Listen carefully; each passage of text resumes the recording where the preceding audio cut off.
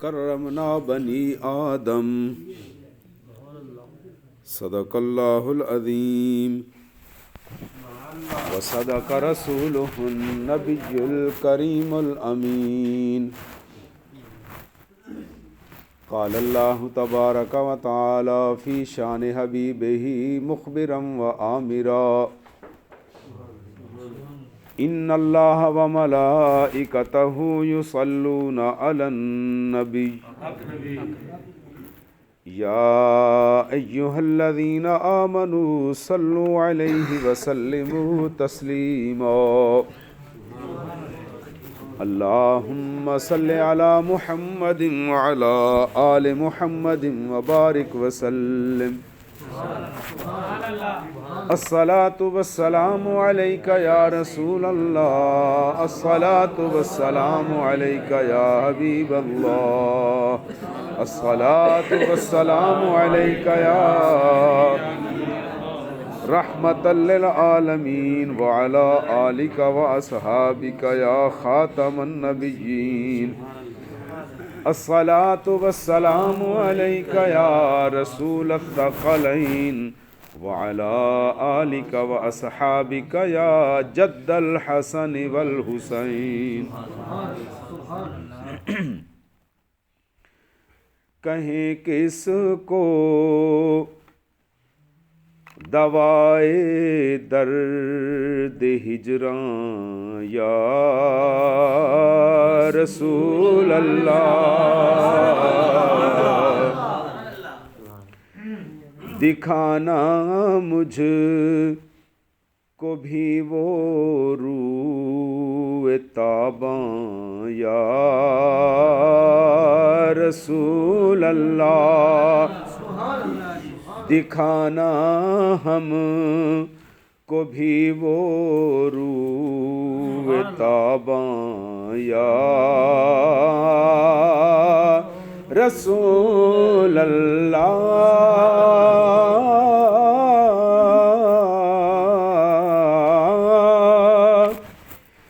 کرم یا رحمت للعالمین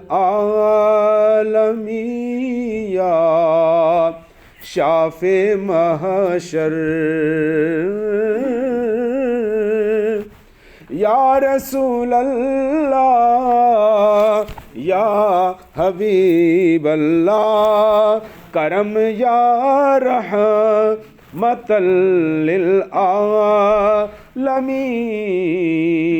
یا شافع محشر کہ ہے خالی عمل سے میرا داماں یا رسول اللہ سنا ہے آپ ہر عاشق کے گھر تشریف لاتے ہیں یا رسول اللہ یا حبیب اللہ سنا ہے آپ ہر عاشق کے گھر تشریف لاتے ہیں میرے گھر میں بھی ہو جائے چراغاں یا رسول اللہ اسی گھر میں بھی ہو جائے چراغاں یا رسول اللہ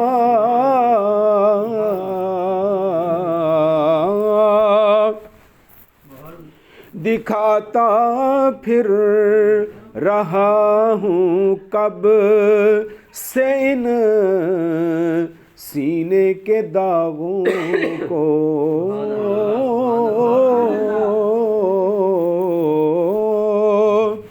یا رسول اللہ یا حبیب اللہ دکھاتا پھر رہا ہوں کب سے ان سینے کے داغوں کو سلے گا کب میرا چاہ کے گریباں یا رسول اللہ کبھی تو رحم آ جائے میری آشفتہ حالی پر یا رسول اللہ یا حبیب اللہ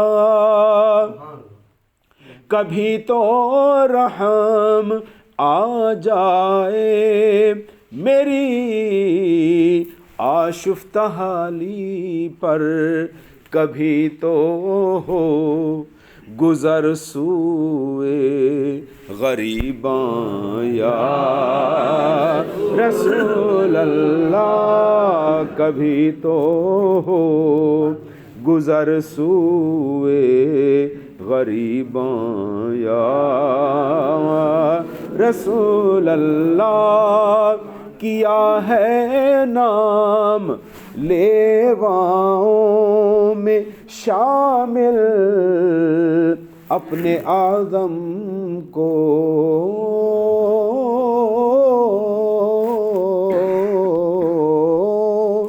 یا رسول اللہ یا حبیب اللہ کیا ہے نام لیواؤں میں شامل اپنے اعظم کو نہ بھولوں گا قیامت تک یہ احسان یا رسول اللہ نہ بھولیں گے قیامت تک یہ احسان یا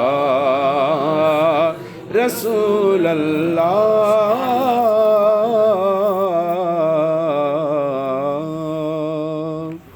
تمام تر حمد و ثنا اللہ وحدہ لا شریک کی ذات بابرکات کے لیے اور تمام تر درود و سلام حضرت محمد مصطفیٰ احمد مجتبیٰ صلی اللہ علیہ وآلہ وسلم کی ذات بابرکات کے لیے یہ میلاد شریف کی سالانہ محفل پاک ہے اور اس خوبصورت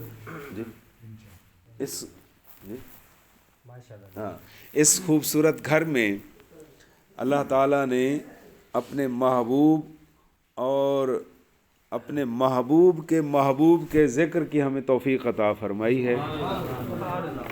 اللہ تبارک و تعالیٰ اس خوبصورت گھر کو اور اس گھر کے تمام افراد خانہ کو اور پورے محلے کو اور محلے کے ہر گھر کو اور ہر فرد کو اپنی حفظ و امان میں رکھے۔ حسن اتفاق ہے یہ جمادی الاخری کا مہینہ ہے اور آج اس کی 17 تاریخ اور 22 تاریخ کو خلیفہ اول جانشین رسول یار غار اور یار مزار حضرت سیدنا صدیق اکبر رضی اللہ تعالی عنہ کا یوم وصال ہے، عرس مبارک بھی ہے۔ تو وسیم صاحب نے بڑی محبت سے، آپ تمام دوستوں نے محبت سے ہمیں یاد کیا اور یہ ہماری خوش قسمتی ہے کہ اللہ نے اپنے محبوب کے ذکر کے لیے اور اپنے ذکر کے لیے ہمیں پسند فرمایا ہے۔ باہر بارش برس رہی ہے، ہلکی ہلکی پھوار پڑ رہی ہے اور پوری دنیا میں دو کام کبھی نہیں رکتے، 24 گھنٹے وہ دو کام ہو رہے ہیں، کبھی ایک لمحے کے لیے بھی ان میں پاز نہیں آتا، تعطل نہیں آتا۔ اور وہ کون سے کام ہیں؟ ایک تو اذان کی صدا ہر وقت گونج رہی ہے اور دوسرا زمین کے کسی نہ کسی گوشے پر بارش برس رہی ہوتی ہے۔ تو بارش بھی اللہ کی رحمت کی علامت ہے اور اذان بھی اللہ کی رحمت اور اس کے محبوب کی رسالت کا اعلان ہے۔ یہ دو کام ہر وقت ہوتے رہتے ہیں، کبھی کسی جگہ پر کبھی کسی جگہ پر۔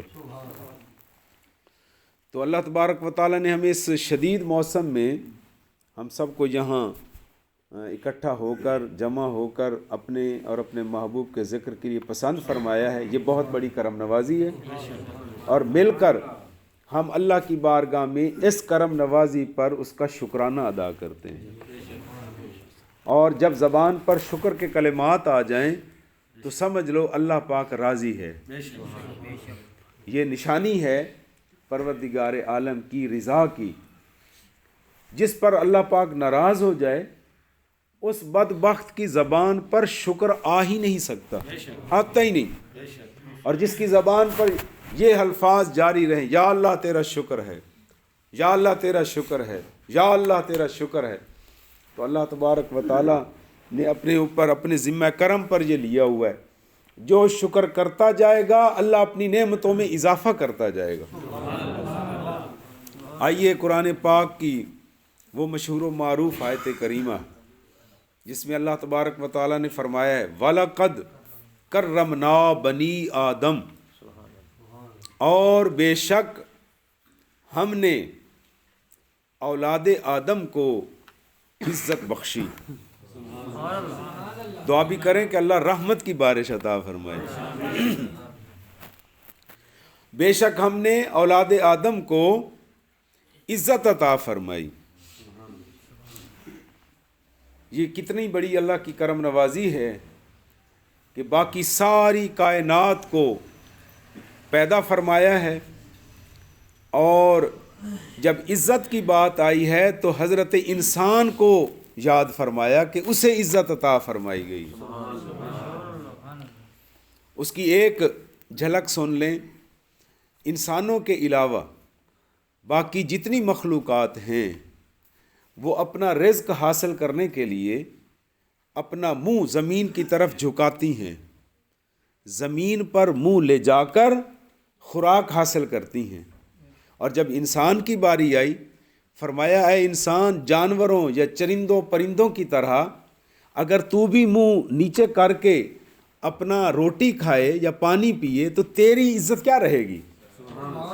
جانوروں کے برابر اگر تو بھی سر جھکا کر زمین پر منہ لے جا کر کھائے تو بتا تیری کیا عزت رہے گی؟ تیری عزت اللہ نے یوں بچائی کہ تجھے دو ہاتھ عطا فرما دیے، کھانا خود بخود ان ہاتھوں کے ذریعے اٹھ کر تیرے منہ تک آ جاتا ہے۔ تجھے اللہ نے اس ذلت سے بچایا کہ تو اپنا سر زمین پر کھانا کھانے کے لیے نہ جھکا، جب بھی جھکا اللہ کی سجدے میں جھکا۔ تو جو بندہ انسان ہوتے ہوئے اللہ کی بارگاہ میں سجدے سے غافل ہے تو یوں سمجھ لو اس نے اللہ کی دی ہوئی عزت کی قدر نہیں کی۔ اس نے اللہ نے اس کو معزز بنایا اور اس نے اپنے مالک کی بارگاہ میں سر نہ جھکایا تو اس نے بے قدری کی نا۔ تو قدر والا وہ ہے جو اللہ کی دی ہوئی عزت کا ادب کرے، احترام کرے۔ اور آج کل اکثر لوگ مسلمان بے عملی کا شکار ہیں، اور علماء فرماتے ہیں کہ اگر ایسا عالم تو ہو لیکن عامل نہ ہو، اپنے علم پر عمل نہ کرنے والا ہو تو وہ ہے عقیم۔ اور عقیم کا مطلب ہے ایسا مرد یا ایسی عورت جو بچہ پیدا کرنے کے قابل نہ ہو، بانجھ ہو۔ تو جس کو علم تو ہے لیکن اس نے اپنے علم پر عمل نہیں کیا وہ ہے عقیم۔ نمبر 2، علم نہیں ہے لیکن عمل کر رہا ہے، اسے پتہ نہیں ہے کہ میں یہ کیا عمل کر رہا ہوں، ٹھیک کر رہا ہوں یا غلط کر رہا ہوں، تو وہ ہے سقیم۔ سقیم کا مطلب ہے بیمار۔ لوگوں کا ذہن بیمار ہو جاتا ہے جب ذہن سے گندی سوچ پیدا ہو، ہر وقت نیگیٹیوٹی کی طرف جائے، ہر وقت منفی سوچے۔ حالانکہ کائنات میں اللہ پاک نے ہر چیز کھول کر بیان فرما دی ہے۔ اگر کوئی بندہ جب بھی سوچے غلط سوچے تو وہ بیمار ہی ہوا نا، اس کا ذہن بیمار ہی ہوا نا۔ کیوں کہ وہ علم کے بغیر عمل کر رہا ہے، ہو سکتا ہے وہ کوئی غلط عمل کر رہا ہو۔ تو فرمایا گیا تیسرے نمبر والا جس کو اللہ علم بھی عطا فرما دے اور وہ اپنے علم پر عمل بھی کرے، وہ ہے صراط مستقیم، وہی ہے بندہ صراط مستقیم والا۔ اللہ پاک ہمیں جتنا آپ کے پاس علم ہے آپ سے اتنا ہی پوچھا جائے گا۔ جس چیز کے بارے میں علم نہیں ہے اللہ کی بارگاہ میں آپ سے اس کے بارے میں سوال نہیں کیا جائے گا۔ ہاں علم کے بارے میں فرمایا گیا، اپنے محبوب کو اللہ پاک فرما رہا ہے وَقُلْ رَبِّ زِدْنِي عِلْمًا، اے میرے محبوب میری بارگاہ میں اپنے علم کے اضافے کی دعا مانگتے رہیں۔ انبیاء علیہ السلام کی دعائیں قرآن پاک میں موجود ہیں۔ حضرت آدم و حوا کی دعا ہے ربنا ظلمنا انفسنا۔ حضرت موسیٰ علیہ السلام کی دعا ہے رب اشرح لی صدری ویسر لی امری۔ مختلف انبیاء علیہ السلام کی دعائیں قرآن پاک میں موجود ہیں، اور آپ امام صاحبان سے جماعت کے بعد وہ سنتے ہوں گے اور اس پر آمین بھی کہتے ہوں گے۔ ہر نبی نے اپنے اپنے مزاج کے مطابق اللہ کی بارگاہ میں دعا مانگی، اور جب حضور کی باری آئی تو سرکار کو فرمایا گیا میرے محبوب آپ مجھ سے اپنے علم کے اضافے کی دعا مانگتے رہیں۔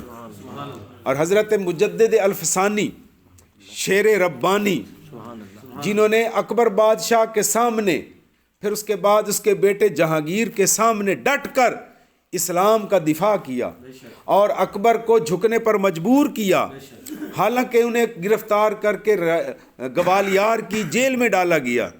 جیسے ہی آپ جیل میں گئے پیچھے سے اطلاع ملی کہ آپ کا بیٹا فوت ہو گیا ہے، انا للہ و انا الیہ راجعون پڑھ کر صبر کیا۔ چند دنوں بعد پھر اطلاع ملی جناب دوسرا بیٹا بھی فوت ہو گیا۔ آپ نے پھر اپنی بیگم کو جیل سے خط لکھا، اے اللہ کی بندی تم میرے نکاح میں ہو، میری تربیت میں رہی ہو، میں گرفتار ہو چکا ہوں دین حق کی سر بلندی کے لیے، میرے بیٹے اللہ کی بارگاہ میں پہنچ چکے ہیں، خبردار تیرے ذہن میں ایک لمحے کے لیے خیال نہ آئے کہ ہمارا رب ہم سے ناراض ہو گیا ہے، بلکہ یہ سمجھو کہ ہمارا رب ہم سے راضی ہو گیا ہے۔ راضی ہوا ہے تو ہم سے آزمائشیں لے رہا ہے۔ میں جیل میں ہوں، بیٹے میرے فوت ہو گئے ہیں، تو نے یہ نہیں سوچنا۔ پھر آپ نے جیل میں بیٹھ کر اپنے مریدوں کو خط لکھے، اور وہ خط کیسے تھے؟ ہماری طرح یہ نہیں تھا کہ آج مہنگائی ہو گئی ہے، آج بجلی کا بل مشکل ہو گیا ہے، آج فلاں تکلیف ہو گئی ہے، آج فلاں مسئلہ ہو گیا ہے، بلکہ آپ نے ہر خط میں اپنے مریدوں کو تصوف کے اسباق پڑھائے، اور وہ خطوط مکتوبات شریف آج بھی موجود ہیں، جو ان کو پڑھتا ہے اللہ کی بارگاہ تک پہنچ جاتا ہے۔ تو حضرت مجدد الفسانی ہوں، یہ جتنے بھی بزرگان دین ہیں، آپ نہ حضرت مجدد پاک نے یہ ان کا اصل نام ہے حضرت شیخ احمد سرہندی فاروقی، حضرت عمر فاروق کی اولاد میں سے ہیں۔ بر صغیر میں یہ دو شیر نر ببر شیر جیسے بزرگ موجود ہیں جو حضرت فاروق اعظم کی اولاد میں سے ہیں۔ ایک کا نام ہے بابا فرید الدین اور دوسرے کا نام ہے حضرت مجدد الفسانی، اور دونوں نے دین اسلام کی ایسی خدمت کی کہ آج بھی ان کا نام روشن ہے۔ تو آپ فرماتے ہیں کہ اللہ نے جتنے بھی انبیاء زمین پر بھیجے، ہر نبی اللہ کی کسی نہ کسی صفت کا مظہر بن کر تشریف لایا، اور جب حضور کی باری آئی اللہ پاک نے اپنے محبوب کو صفت علم عطا فرما کے بھیجا۔ تو حضور اللہ کی صفت علم کا مظہر بن کر آئے ہیں، اور ساری کائنات کے علوم اکٹھے کر لیے جائیں تو نبی پاک علیہ السلام کے علم کے مقابلے میں پوری کائنات کا علم ایک قطرہ ہے، اور حضور کا علم بحر زخار ہے، سمندر سے بھی زیادہ ہے۔ اور اسی طرح حضور کے سارے علم کو اکٹھا کر لیا جائے تو اللہ کے علم کے مقابلے میں حضور کا علم ایک قطرے جتنا ہے۔ اللہ علام الغیوب ہے، اور وہ ہر وقت اپنے محبوب کو اس نے وہ کچھ عطا فرما دیا کہ ما کان و ما یکون، جو حضور کو جس چیز کا علم نہیں تھا اس کا علم عطا فرما دیا گیا۔ تو ہم جہاں جتنے بھی محافل پاک میں آتے ہیں ہم اپنے علم میں اضافے کے لیے آتے ہیں، اور وفوق کل ذی علم علیم، کوئی بندہ کوئی عالم یہ نہ کہے کہ میں بڑا عالم ہوں، یہ تو تکبر ہے، یہ غرور ہے۔ اور ہر شے کی کوئی نشانی ہوتی ہے، ہر شے کی اللہ نے ضد بنائی ہے۔ سورج ہے، دھوپ ہے تو چھاؤں اس کی ضد ہے، امیری ہے تو غریبی اس کی ضد ہے، سفر ہے تو حضر اس کی ضد ہے، ہر شے اپنی ضد سے پہچانی جاتی ہے۔ اور علم کی نشانی کیا ہے؟ عاجزی، اور اس کا الٹ کیا ہے؟ تکبر۔ اگر کوئی بندہ عالم ہونے کے باوجود تکبر کرتا ہے تو اس کے پاس کچھ بھی نہیں ہے، اور اگر علم حاصل کرنے کے بعد وہ عاجزی اختیار کرتا ہے تو سب کچھ ہے۔ تو اللہ تبارک و تعالیٰ کے فضل و کرم سے جب ہم ان محافل میں آتے ہیں ہمارے علم میں اضافہ ہوتا ہے۔ اللہ نے بڑے سے بڑا عالم پیدا فرمایا ہے، ایک عالم کی تقریر سنیں، دوسرے کی سنیں، اس سے بڑے کی سنیں، تو یہ سارا علم جب اکٹھا ہو جاتا ہے تو جس طرح روٹی اور پانی سے بندے کا پیٹ بھر جاتا ہے، علم سے بندے کے روح تر و تازہ ہو جاتی ہے، علم سے روح تر و تازہ ہو جاتی ہے، دل تر و تازہ ہو جاتا ہے۔ مجھے یاد آ رہا ہے تفسیر روح البیان کے حوالے سے، جب آدم علیہ السلام تخلیق ہوئے، جبریل امین آئے، یا آدم 3 چیزیں آپ کو دی جا رہی ہیں، آپ کے سامنے 3 چیزیں رکھی جا رہی ہیں، ان میں سے ایک آپ نے انتخاب کرنا ہے۔ نمبر 1 عقل، نمبر 2 علم، نمبر 3 حیا۔ ان تینوں میں سے ایک آپ لے سکتے ہیں۔ آپ نے تھوڑی دیر کے لیے سوچا، سوچنے کے بعد فرمایا مجھے تو عقل چاہیے۔ جب یہ آپ کا یہ جملہ سنا تو علم اور حیا دونوں نے عرض کی کہ ہم عالم ارواح میں تینوں کی دوستی تھی، عقل، علم اور حیا۔ اب عقل ہم سے جدا ہو کر آدم کے پاس جا رہی ہے، ہم اس کی جدائی برداشت نہیں کر سکے، جہاں عقل جائے گی ہم بھی وہیں جائیں گے۔ تو پھر حکم ہوا اے عقل جا آدم کے دماغ میں پہنچ جا، علم تو آدم کے دل میں چلا جا، حیا تو آدم کی آنکھوں میں آ جا۔ تو جس کو عقل مل جائے اس کو علم بھی عطا ہو جاتا ہے، اس کی آنکھوں میں حیا بھی آ جاتا ہے، اور جس کو یہ 3 صفتیں مل جائیں، نعرہ تکبیر، نعرہ رسالت، نعرہ تحقیق، نعرہ غوثیہ،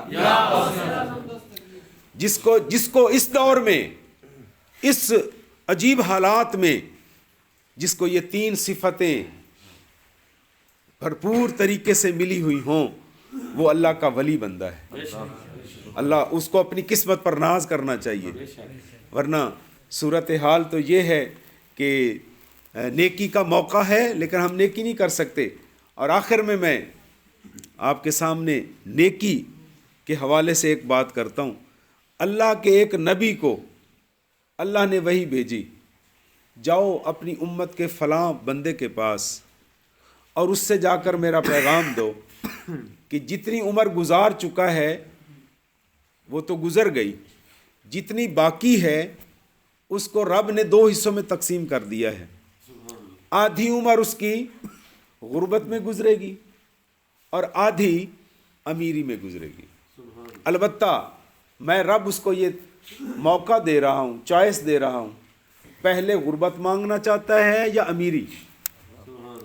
اللہ کے نبی نے جا کر پیغام دیا، انہوں نے کہا جی مجھے اجازت دیں میں اپنے گھر والوں سے خاص طور پہ بیوی سے مشورہ کر لوں۔ آئے گھر میں، اللہ کی بندی یہ حکم آیا ہے، پہلے غربت مانگنی ہے یا پہلے امیری مانگنی ہے؟ تو بیوی نے کہا کہ اگر آپ میرا مشورہ مانگتے ہیں تو میں تو یہ مشورہ دوں گی کہ پہلے امیری مانگ لو۔ اس نے کہا اللہ کی بندی میرا دل یہ چاہتا ہے کہ پہلے غربت مانگ لیں، ابھی تو ہم جوان ہیں، روزی کما سکتا ہوں میں، بچے چھوٹے ہیں ابھی، جب بچے بڑے ہو جائیں گے پتہ نہیں ہمارا خیال رکھیں گے یا نہیں رکھیں گے، چلو پہلا عرصہ غربت میں گزار لیتے ہیں اور آخر جب بڑھاپا آئے گا عیش کریں گے بیٹھ کر، بچوں کے محتاج نہیں ہوں گے۔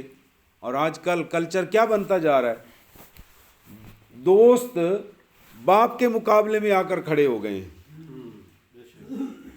حالانکہ دوست تمہارا خرچہ کرواتا ہے اور باپ تم پر خرچہ کرتا ہے۔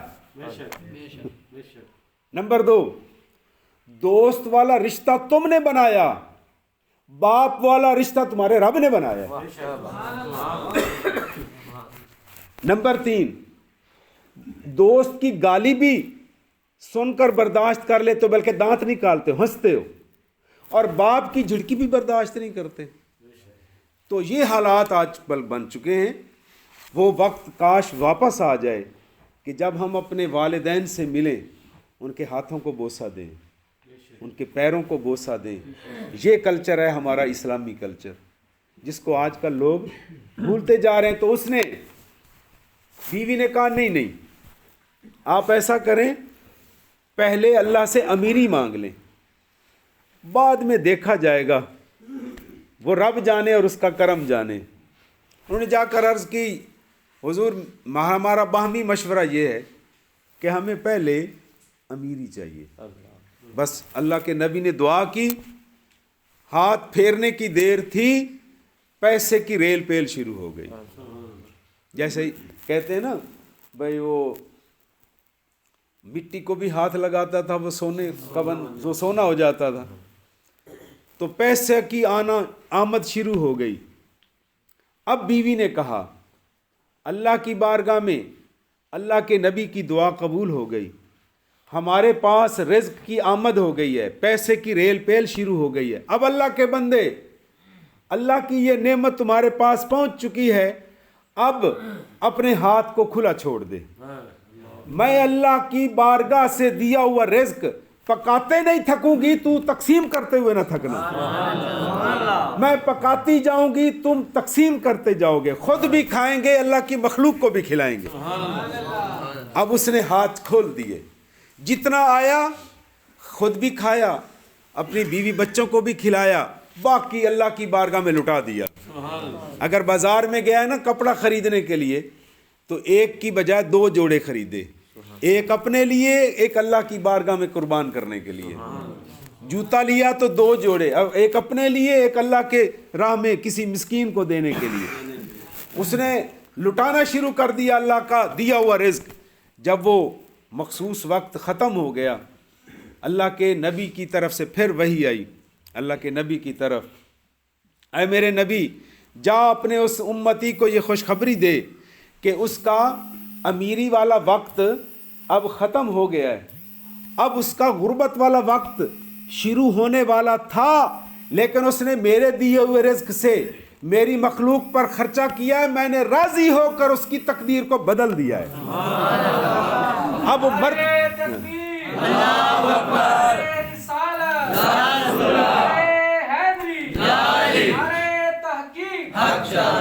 اب مرتے دم تک غربت اس کے پاس نہیں آئے گی، وہ ہمیشہ امیر ہی امیر رہے گا۔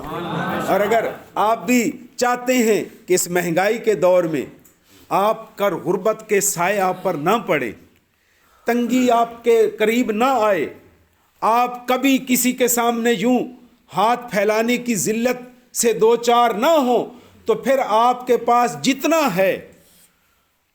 ہے اللہ کی بارگاہ میں خود بھی خرچہ کرو، جو بچ جائے بے شک 10 روپے ہی ہوں وہ اللہ کی راہ میں تقسیم کر دو۔ رب بڑا قدردان ہے، وہ جس طرح کروڑ والے کی خیرات کو قبول کرتا ہے، مزدور کے 10 روپے کو بھی قبول کرتا ہے۔ وہ نیتوں کا محرم راز ہے، ہاں ہو حق حلال کا، تو اللہ پاک اس کے 10 روپے کو بھی قبول فرما لیتا ہے۔ تو آج میں نے جمعہ کے خطاب میں بھی یہ پیغام پیش کیا تھا، اور آپ حضرات کے سامنے بھی پیش کر رہا ہوں. آپ کو بھی ذمہ دار بھائیوں سے ملاقات ہوتی رہتی ہوگی. کماد کی فصل آ چکی ہے, کنو کی فصل آ چکی ہے, مکئی موجود ہے. یہ 3 فصلیں تو ہیں نا. ذمہ دار بھائیوں کو اچھا ریٹ مل رہا ہے. تو اللہ اور اس کے رسول کا حکم یہ ہے کہ اپنی زمین کی پیداوار سے عشر ادا کرو.